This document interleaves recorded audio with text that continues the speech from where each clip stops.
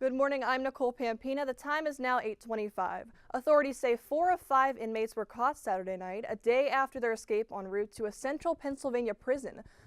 The fifth man remains at large. Sheriff spokeswoman Erica Stewart said a pair of special sheriff's units caught the 4 men about 24 hours after they escaped, but they're not releasing further details on where or how the fugitives were caught. Stewart said Juan Lopez, Jorge Lopez Diaz, Jake Schilling, and Richard Reed, and Pete Schaefer, all of Madeira Township, were back in custody, but authorities around the state are still looking for the fifth escapee, Frank Soltez.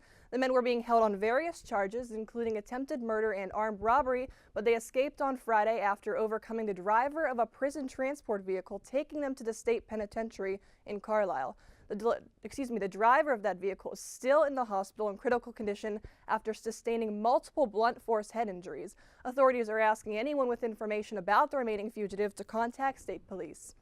Firefighters responded to a fire at a church in Martinsville that broke out around 4:30 this morning. It happened at Calvary Episcopal Church on 5th Avenue, and the fire caused extensive damage to the church's vestibule and some water and smoke damage to the main altar. Investigators say lit candles sparked that blaze. No one was seriously injured, but one firefighter did suffer minor injuries when he slipped on some rubble at the scene. And the Pennsylvania Department of Motor Vehicles said Saturday is investigating a potential security breach of its credit card processing services, but officials said the agency had no immediate evidence that its computer system had been hacked. The DMV was alerted by law enforcement officials about the possible breach and said it has heightened monitoring of all its web traffic and credit card transactions. In a prepared statement, the agency also said it also is in contact with credit card companies and the vendor who processes its online transactions.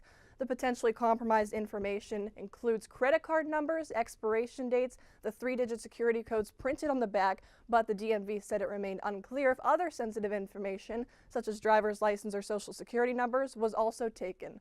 The potentially problematic transactions were believed to have been made between August 2nd, 2013 and January 31st of this year. And in our entertainment report, after 15 seasons, American Idol is fast approaching its series finale. The producers announced this season's cast will not be touring the country, but the singers are still making the most of their final moments in the spotlight. Last night was hometown week on Idol, and that meant emotional reunions with friends and family who visited the set, and the contestants wowed their supporters and judges with power-packed performances. But it was frontrunner LaPortia Renee who stole the show with her rendition of the Oscar-winning anthem from the movie Selma. Idol producers haven't released the finals lineup of special guest performers, but word on the street says most recent Idol winner Scotty McCreery will not be there because he is embroiled in a lawsuit with producers over his American Idol contract. And in sports, not a great weekend in our region for college football. UConn beat Pitt on Saturday 24-17 for its first Big East win this season. Penn State lost to University of Nebraska Cornhuskers 32-23, and West Virginia fell to Oklahoma State 55-34. And right now we have your morning traffic update. Not too bad out there at the moment, but expect delays on the Parkway West inbound. PennDOT is reporting a disabled vehicle in the left lane right before the Parkway Center Mall exit.